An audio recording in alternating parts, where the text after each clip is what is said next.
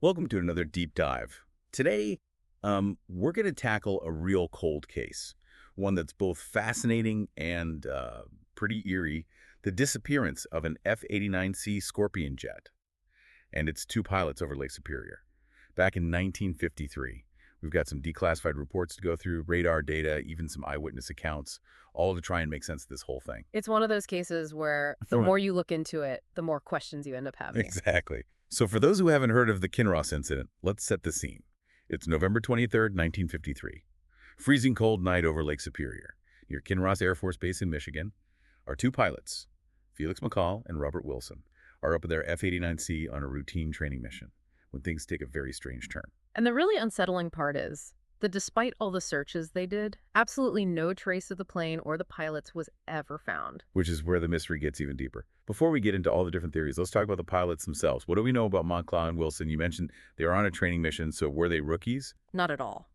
Monclaw was a first lieutenant with a solid track record, and Wilson, a second lieutenant, was also highly regarded.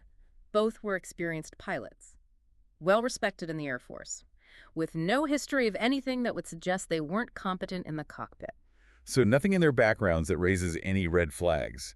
This wasn't a case of pilot error or anything like that, at least according to what we know. So what exactly happened that night? Well, it all started with an unidentified blip appearing on radar screens at Kinross Air Force Base. Now, for those who aren't familiar with radar terminology, a blip basically represents an object that's detected by the radar. Think of it as a little dot on the screen, showing that something's out there. Right. And at first, they just assumed this blip was a Canadian aircraft. That might have strayed off course. It happens. Especially back then when navigation wasn't as precise as it is today. So pretty standard procedure, scramble a jet to check it out, make sure everything's okay. Exactly. But here's where it gets weird. This blip didn't behave like any normal aircraft. It started making these erratic changes in speed and altitude, movements that would be impossible for a conventional plane to do without being ripped apart. Okay, that's definitely not standard procedure. So Monclaw and Wilson are chasing this thing that's moving in ways that defy physics. Yeah. What happened next? As they got closer to the blip, radar operators watched in disbelief as both the F-89C and the unidentified object seemingly merged together on their screens, and then nothing. They both vanished. That's just eerie. You mentioned eyewitness accounts earlier. Did anyone actually see this bizarre disappearance? There were reports from people on the ground who claimed to have seen strange lights in the sky that night. Some even described seeing what looked like a jet, joining with another light before both disappeared. So we've got radar data and eyewitness accounts that both point to something very unusual happening that night. They obviously launched a massive search, right? I mean, Lake Superior is huge. But you'd think they'd find something. They absolutely did. A huge air and sea search was launched. They were scouring the lake and the surrounding areas, ships, planes, divers, you name it. They threw everything they had at it. And what did they find? Nothing. Absolutely nothing. No wreckage, no debris, no sign of Monclaw or Wilson. It was as if they had vanished into thin air. Which brings us to the frustrating part of this whole thing. The official investigation. The Air Force, naturally, launched a full-scale investigation. They analyzed all the radar data, interviewed witnesses, looked into the pilots' backgrounds, really went through everything with a fine-tooth comb. What was their conclusion? Did they find anything to explain what happened? Officially.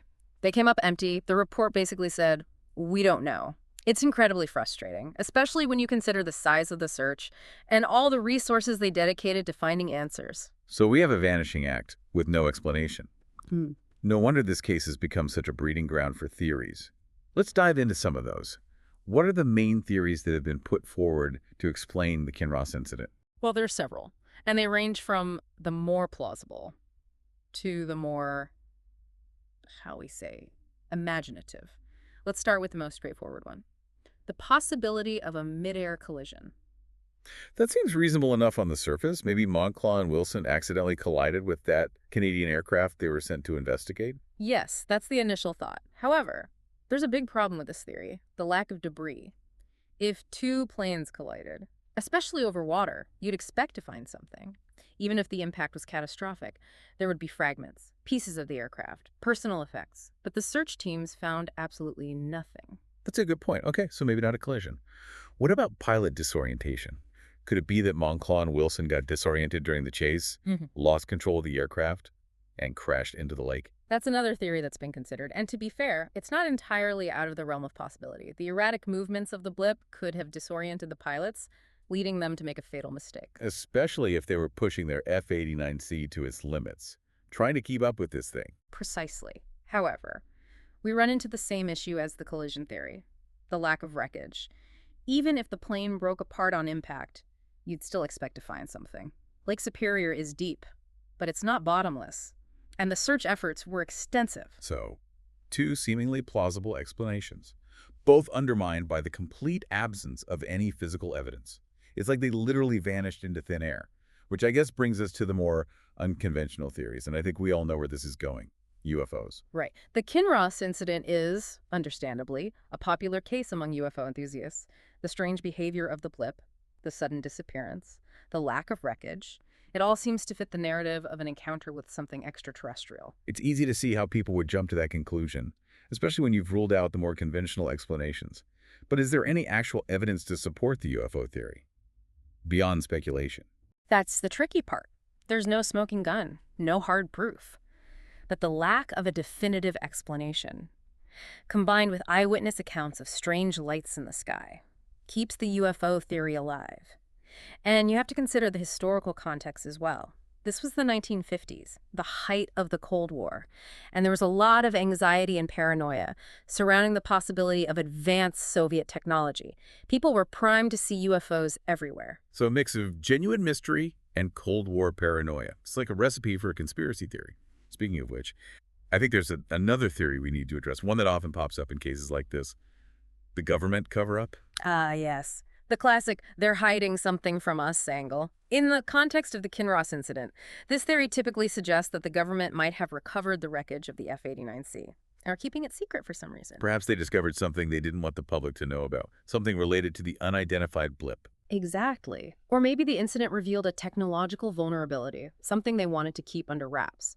The possibilities are endless when you start going down the rabbit hole of conspiracy theories. That's the thing with these cover-up theories. It's hard to disprove them, because the lack of evidence can be spun as evidence itself. Precisely. The absence of answers can fuel speculation, and that speculation can take on a life of its own. So we've got collision, disorientation, UFOs, and a cover-up. It's almost like a choose-your-own-adventure mystery, with each theory leading to more questions. Which is part of what makes the Kinross incident so captivating. It's a puzzle with no clear solution, and it continues to spark debate and speculation even today. But perhaps, instead of focusing on finding a definitive answer, we should shift our perspective and consider what this incident tells us about ourselves, about our need to understand the world around us. That's an interesting point. We crave explanations, closure. We want to believe that everything has a logical explanation, even when faced with something as baffling as two pilots vanishing without a trace. It's human nature to seek patterns, to try and make sense of the unknown.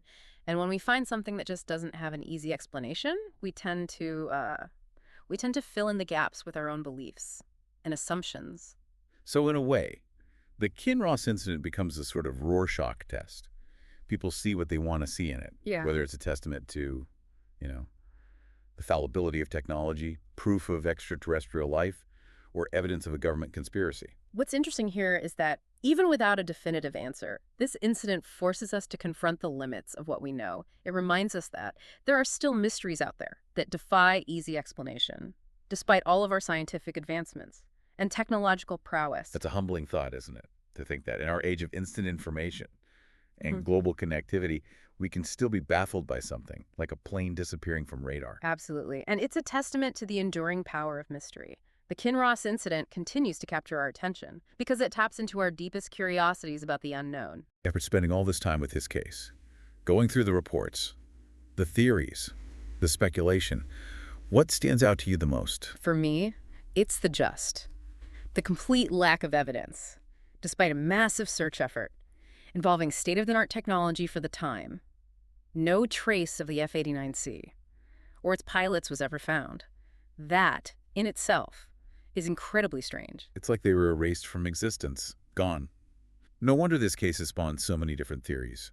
It's easy to let your imagination run wild when there's so much we don't know. Exactly. And while we may never know for sure what happened that night, the Kinross incident serves as a powerful reminder that there are still things out there that we just don't fully understand. It's a reminder to stay curious, to question, to keep searching for answers. Precisely. And who knows, maybe someday, a new piece of evidence will emerge and shed some light on this enduring mystery. Or perhaps the true explanation is somewhere beyond our current understanding of the world. Well, until then, I think we've done our best to lay out the facts, explore the different theories, and let you, the listener, draw your own conclusions. I agree. Hopefully this deep dive has given you some food for thought, and maybe even inspired some further exploration. If this case has piqued your interest, there are tons of resources out there. Books, documentaries, online forums dedicated to unraveling the Kinross Incident. So go ahead, dive in and see what you can uncover. And if this deep dive has sparked your curiosity about other unsolved mysteries and unexplained phenomena, remember there's a whole universe out there, waiting to be explored. Keep asking questions, keep digging for answers, and never stop exploring the unknown. That's a great note to end on. Thanks for joining us on this deep dive into the Kinross Incident. Until next time, keep exploring, keep learning, and keep wondering about the world around you. Because who knows? Maybe the answers to some of life's greatest mysteries are just a deep dive away.